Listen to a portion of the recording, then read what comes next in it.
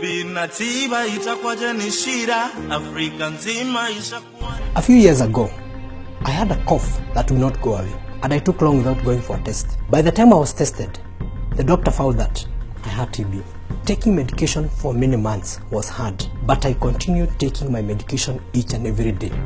Thank God, I survived. If you have been coughing for more than 2 weeks, go get tested.